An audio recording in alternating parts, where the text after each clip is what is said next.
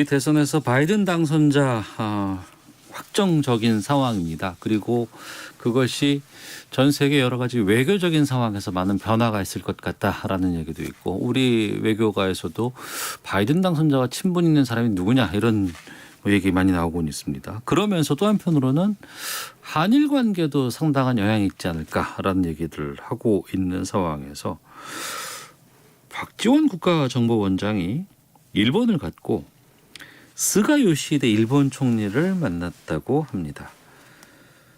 왜 갔고 만나서 무슨 얘기를 했는지, 또 한일 관계가 여러 가지 변화가 좀 있을지 살펴보도록 하겠습니다. KBS 제1라디오 저녁을 책임지는 시사야의 진행자십니다. 김성환 평론가와 뉴스 쏘다 시작하겠습니다. 어서 오십시오. 네, 안녕하세요. 예. 박지원 국정원장이 일본 정권 교체 이후에 이제 스가 총리를 만난 거예요. 네. 그렇죠.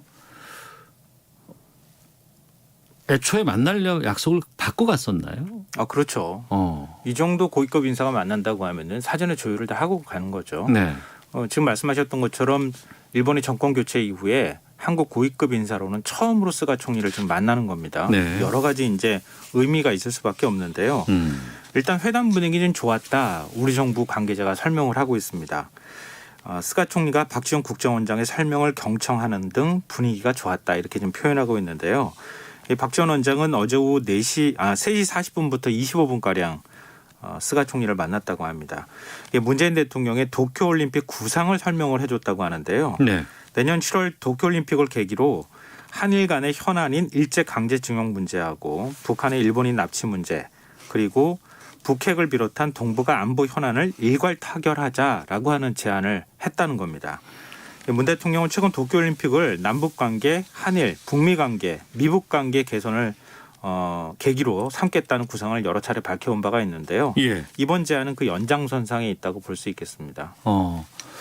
올림픽이라는 국제 스포츠 행사지만 이걸 통해서 여러 가지 외교적인 유의미한 결과들을 낸 적이 좀 있었잖아요. 네.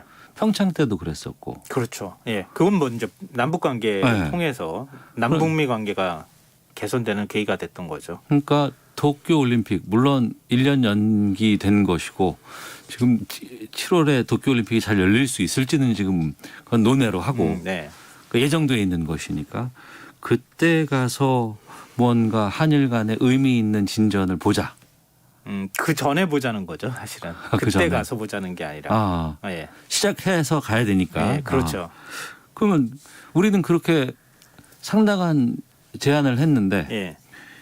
일본에서는 뭐라고 했답니까? 그리고 일본에서는 뭐라고 지금 반응이 나오고 있어요? 그러니까 일본 언론이 전하는 분위기는 조금 좀 온도차가 있습니다. 네. 항상 한국과 일본 사이에 뭔가가 있으면은 회담이 있거나 만남이 있어도 네. 한국 언론이 전하는 분위기하고 일본 언론이 전하는 분위기가 좀 달라요. 도쿄올림픽 구상에 대한 일본 정부의 반응은 네. 이게 일본 언론이 전하는 겁니다. 한마디로 좀 시큰둥했다는 겁니다. 선언에 의해서 한일 사이의 현안이 해결될 것이라는 보장이 없어서 현실적이지 않다. 그러면서 박 원장의 제안을 평가절하하거나 네. 일본 일본 강제징용 노동자 문제가 있는 상황에서 새 한일 공동선언은 현실적이지 않다. 이게 일본 정부 관계자들의 말이었다고 합니다. 스가 총리도 일제 강제징용 배상 판결 문제를 언급하면서 네. 양국 관계를 건전한 관계로 되돌리는 계기를 한국 측이 만들라고 다시 요구했다고 합니다. 그러니까 한국 측이 먼저 제안해 내놔라. 네, 이 문제 네. 해결하는 거. 우리는 내놓을 제안이 없다. 네. 그러면 뭔가 우리가 얘기할 수 있다. 이제 이런 거죠. 그러니까 공은 한국에 가 있다는 겁니다.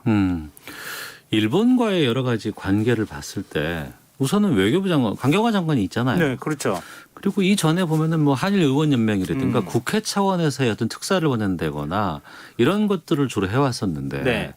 일본의 수상을 총리를 국정원장이 만난다는 건 좀 낯설거든요. 네, 네. 모양이 좀 이상하죠. 네. 사실 우리가 상상할 수 있는 그림은 아니에요. 예.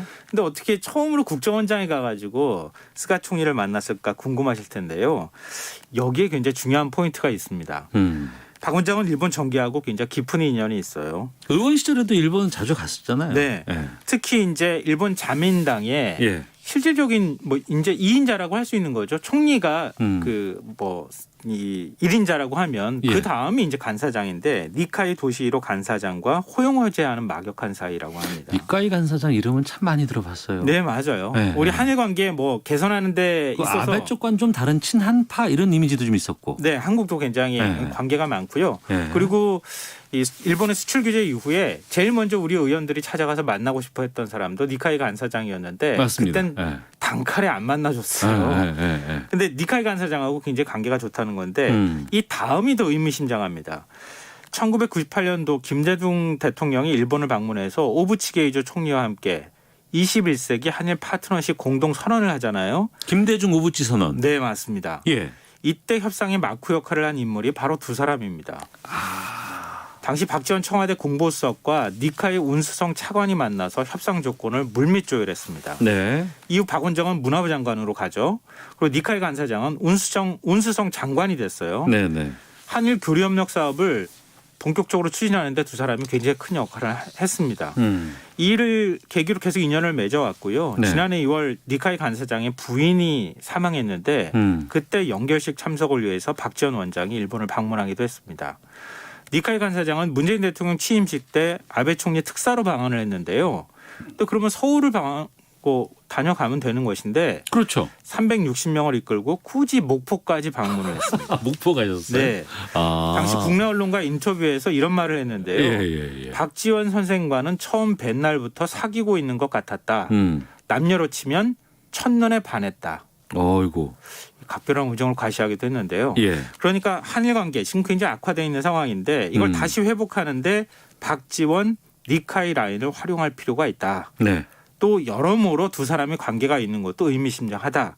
이런 점에서 청와대가 아마 박지원 국정원장을 한일 관계 개선에 어떤 마크 역할을 하는 그런 역할 하는 사람으로 이렇게 낙점을 한 게 아닌가 싶습니다.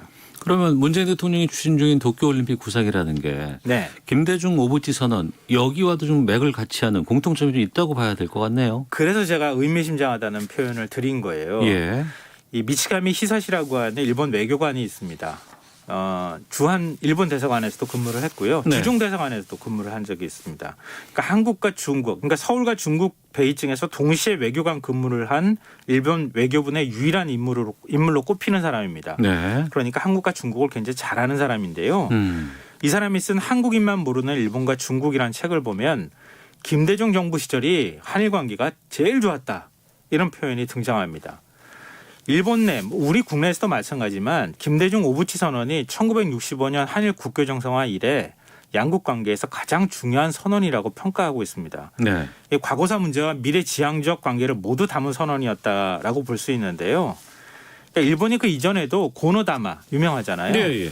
무라야마 다마를 통해서 과거사에 대한 사과는 한 적은 있었어요. 그러니까 상당히 우리와 일본과의 관계가 안 좋았을 때 고노다마 무라야마 다마를 예시로 들면서 우리가 행동해 왔었잖아요. 네, 맞아요. 예. 그러니까 우리 입장으로서는 두 다마가 일종의 이제 기준선이 돼 왔어요. 예. 근데 그 김대중 오부치 선언할 때도 우리는 계속 그 다마 얘기를 했거든요. 근데 일본은 다마는 다마고 그건 말이잖아요. 네네. 한일 관계 공식적으로 선언을 하는 그런 선언문에다가 양쪽에서 합의했다는 것. 예. 그렇죠. 예. 사과라는 표현을 쓰는 거 이거 불편하다. 이렇게 해서 싫어했다 그래요. 근데 마지막에 그 선언문에 네. 사죄라고 하는 표현이 들어가 있습니다. 네. 그때가 공식 문서에 들어가 있는 사죄라는 표현이 처음이었어요. 일본 측은 과거사에 대한 인식을 표명할 때 항상 오와비라고 하는 일본어 표현을 사용했는데 오와비가 뭐예요? 그러니까 우리식 표현으로 하면 사과, 사죄 이 두 가지 표현을 동시에 같이 이제 우리는 혼용해서 썼는데요. 네.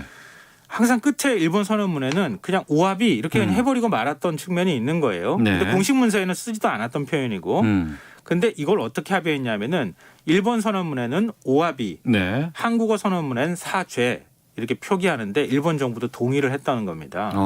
사과보다는 사죄가 더 정중해 보이거든요. 네, 맞아요. 우리가 받아들일 그렇죠. 때는 그렇죠. 예. 또 여기에 만족하지 않고 미래지향적 한일 관계를 합의했다. 이것도 의미가 있는데 대중문화 개방에 합의했잖아요. 네. 그 전까지는 우리 만화, 뭐 일본 영화 이런 거 다 몰래 봤어요. 어디 삐꾸로 몰래 구해다 네, 보고 맞아요. 그렇습니다. 이 98년 이후로는 공식적으로 다 들어오기 시작했어요. 일본 영화 개방된다 그래서 우리나라 영화 시장 다 죽는다고 그러고 막 그때 맞아요. 막 그랬던 시위하기도 일도 했었어요. 예. 그리고 한일 간의 안보 협력 파트너십도 그때부터 시작이 됐는데요. 네. 한일 안보 정책 협의회 그 이후에도 많이 논란이 됐었는데 한일 간의 안보 정례 협의가 시작된 것도 바로 그때였습니다.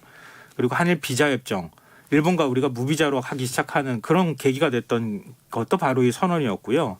일본이 국내 투자를 본격적으로 하기 시작했던 것도 사실은 그때부터 자유롭게 투자가 시작됐다고도 볼 수 있습니다. 네. 그러니까 그 파생 효과가 엄청났던 거죠. 파생 효과가 엄청났다고 말씀하시는데 돌아보면 그 당시에 김대중 대통령 때 IMF 극복하느라고 너무 힘들었던 것이고 맞아요. 외환 우리는 계속해서 지금 확보해야 되는 아주 절체절명의 위기인 상황입니다. 네. 그리고 당시만 해도 일본과 우리나라는 경제적으로나 문화적으로나 여러 가지 부분에서 산업적인 측면으로 봤을 때도 격차가 꽤 났었어요. 맞아요. 근데 지금은 저는 좀 생각이 다른 게 지금은 지난번 작년에 수출 규제라든가 무역 같은 거 어려움들이 있다 그랬을 때 우리가 다 극복도 하고 있는 상황이고 방역 차원에서도 지금 일본보다는 우리가 훨씬 더 잘 지금 대응하고 있는 상황이고 이렇게까지 좀 우리가 그때와는 절박하면서 좀 다르지 않아요? 근데 그 한일 관계의 가장 큰 걸림돌은 일본이 과거사 문제에 대해서 사죄 그거 해야죠 사과하는 당연히. 거잖아요. 네, 당연하죠. 그게 걸림돌이지 그거 말고 또 뭐가 있습니까? 안 하고 있지 않습니까? 네. 네. 그거 했잖아요. 사실 그 당시에. 그 당시엔 그걸 김대중 했다. 오부지선을 그렇죠. 했는데 그 3년 뒤에 교과서 일본이 또 개정하면서 극우 교과서로 만들고 후소샤. 이러면서 사실은 예. 일본이 먼저 이런 합의를 깬 거나 다름이 없는데요. 일본이 깼었다. 예. 그러니까 이번에 다시 한다고 하면은 그런 그 김대중 오부치 선언이라고 하는 모델이 있기 때문에 이번에 다시 할 수도 있다. 그렇게 사죄를 이렇게 볼 더 받을 있고요. 수 있는. 예. 네. 근데 그리고 또 당시 상황하고 지금하고 많이 비슷해요. 1998년도 상황도 거의 한일 관계가 최악이었어요. 기억하시면 아시겠지만 김영삼 대통령 재임 시절에 네. 광화문 일본 총독부 건물 철거했죠. 그렇죠. 일본 네. 흔적 지우기 많이 했거든요. 95년도에는 일본의 버르장머리를 고쳐놓겠다고 얘기한 적도 있어요. 그리고 임기 만료 1개월 전에는 한일 어업협정 파기를 했어요. 일본이. 예. 굉장히 안 좋죠. 관계가. 이런 상황에 김대중 정부가 출범을 했는데 네. IMF 외환위기 극복이라고 하는 절체절명의 위기이기도 했고 2000년 월드컵을 한일이 공동 개최하는 거예요. 그런 문제가 있었고 네. 햇볕 정책을 통해서 북한 핵 문제를 해결하기 위해서는 어떤 식으로든 일본과 또 원만한 협력 관계를 구축할 필요가 있었어요. 예. 지금은 어떻습니까? 한일 관계 안 좋잖아요. 코로나19 위기 상황이죠. 일본도 어떤 방식으로든 한국하고 교류해야 될 필요성이 있는 거예요. 그들도. 네. 한반도 평화 프로세스 추진하기 위해서는 또 북한 핵 문제 해결하기 위해서는 일본의 협조가 좀 필요한 상황이죠. 네. 더구나 스가 총리가 내세운 최우선 해결 과제가 일본인 납치 문제예요.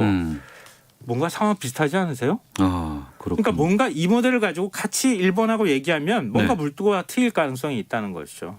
알겠습니다. 그러면 어떻게 지금 아직은 구체적인 내용이 나온 것도 없고 서로 양쪽에서 긍정적으로 뭔가 네. 이루어지는 건 없는 것 같은데 어떻게 전망하세요? 그러니까 김대중 오부치 선언이 나오는 데까지 한 8개월 정도 협상 과정이 있었어요. 네. 그러니까 지금 만약에 겉으로는 뭐 일본 반응이 시큰둥이야 이렇게 하지만 지금부터 물밑 협상하면 내년 7월 일본 도쿄올림픽 만약 개최된다면 그 전까지 뭔가 가시적인 효과가 나타날 수도 있다. 한일 정상이 한번 만나는 건 어떨까 이런 생각이 듭니다. 알겠습니다. 2095님 오늘 김성환 씨 두 번 만난 날이네요. 저녁에도 뵙겠습니다. 2583님 우리나라 정치인들은 왜 항상 일본의 저자세를 취하는 것처럼 보이는 걸까요? 우리 대법원에서 판결한 대로 일본 전범기업 자산 매각도 실행에 옮겨야 합니다. 의견도 보내주셨습니다. 자, 시사평론가 김성환 씨와 함께했습니다. 고맙습니다. 네, 고맙습니다. 오태훈의 시사본부 마치겠습니다. 내일 뵙겠습니다. 안녕히 계십시오.